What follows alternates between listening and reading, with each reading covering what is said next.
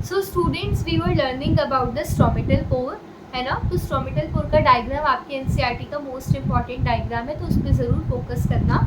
उसमें आपको epidermal cells देखने को मिल रही होगी, उसको प्लीज़ स्टार मार्क कर लेना। आपको गार्ड सेल्स दिख रहे होंगे, और गार्ड सेल्स बहुत इंपॉर्टेंट है क्योंकि गार्ड सेल्स में जब पानी भर जाता है तो आपकी गार्ड सेल्स स्वेल हो जाती है। इसका रिजल्ट क्या होता है, आपका स्टोमेटा ओपन हो जाता है।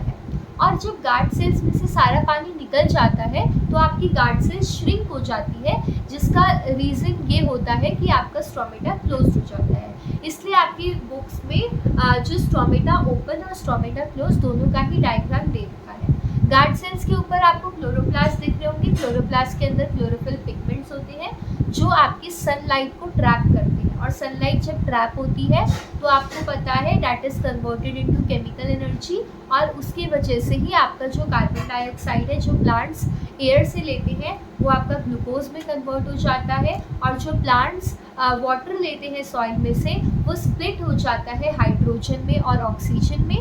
आपने देखा होगा कि फोटोसिंथेसिस की रिएक्शन जो है वो आपकी बुक्स में लिखी है, तो उसको प्लीज़ लर्न कर लेना, उसको प्लीज़ समझ लेना। मैंने आपको समझा भी दिया था, तो उसको अच्छे से कर लेना क्योंकि उस पर क्वेश्चन आते हैं एग्जाम में, ठीक है। हाँ, तो इसका एक दो स्टेटमेंट्स मैं आपको बोलूँगी, आप मेरे को बताना आपको कमेंट्स में समझ आया कि नहीं। Stomata opens on swelling, H2O enters of guard cells, ठीक है। सेकेंड था stomata closes on shrinking, H2O moves out of guard cells, right.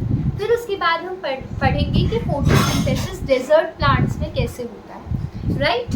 तो होता क्या है, डे टाइम में डेजर्ट प्लांट्स क्या करते हैं, सनलाइट को ट्रैप करते हैं और उस दौरान आपका स्टोमेटा क्लोज होता है। नाइट के टाइम पे कार्बन डाइऑक्साइड को लिया जाता है और उस टाइम पे जो आपका स्टोमेटा है वो ओपन हो जाता है। स्टोमेटा ओपन होने का रीज़न क्या है, क्योंकि वाटर की एंट्री हो जाती है गार्ड सेल्स में, है ना, और स्टोमेटा जो आपकी गार्ड सेल्स है वो स्वेल करती है, राइट। तो वो लोग जो डेजर्ट प्लांट्स हैं वो लोग क्या करते हैं, वो लोग रात के टाइम में अपना फूड बनाते हैं। वो रात के टाइम पे ही क्या करते हैं, अपना फोटोसिंथेसिस करते हैं, है ना, ग्लूकोज बनाते हैं, राइट। फिर उसके बाद मैं देख लूँ कोई टॉपिक आपका ऑटोट्रॉपिक वाले पोर्शन में से छूट ना गया हो। I think that's enough. हाँ, तो अब हमें शुरू करना था हेट्रोट्रॉपिक न्यूट्रिशन। हेट्रोट्रॉपिक न्यूट्रिशन तो हमें ज़रूर पता होना चाहिए क्योंकि वी आर ऑल्सो हेट्रोट्रॉप्स, ठीक है। हेट्रोट्रॉप्स वो ऑर्गेनिज्म होते हैं जो अपने फूड के लिए किसी और ऑर्गेनिज्म पे डिपेंड होते हैं। जैसे हम ह्यूमन बींग्स प्लांट पे डिपेंडेंट है अपने फूड के लिए, तो हम भी हेट्रोट्रॉपिक न्यूट्रिशन ले रहे हैं। हम भी क्या है, हेट्रोट्रॉप्स हैं।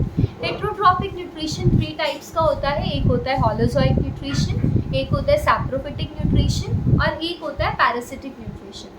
होलोजोइक न्यूट्रिशन में क्या होता है, हम लोग इंजेस्ट करते हैं कि खाना खाते हैं। क्या खाते हैं होलोजोइक न्यूट्रिशन में, हम सॉलिड ऑर्गेनिक मैटर को खाते हैं, उसको डाइजेस्ट करते हैं और फिर उसको एब्जॉर्ब करते हैं अपनी बॉडी के अंदर। और होलोजोइक न्यूट्रिशन कौन कौन करता है, आपके हेर्बिवोरस करते हैं, है ना, और जो आपके प्लांट्स खाते हैं, ग्रासेस खाते हैं, आपके कार्निवोरस करते हैं, है ना, जो एनिमल्स को मार के खाते हैं, और आपके ओमनीवोरस जो प्लांट्स और एनिमल्स दोनों को खाते हैं, राइट।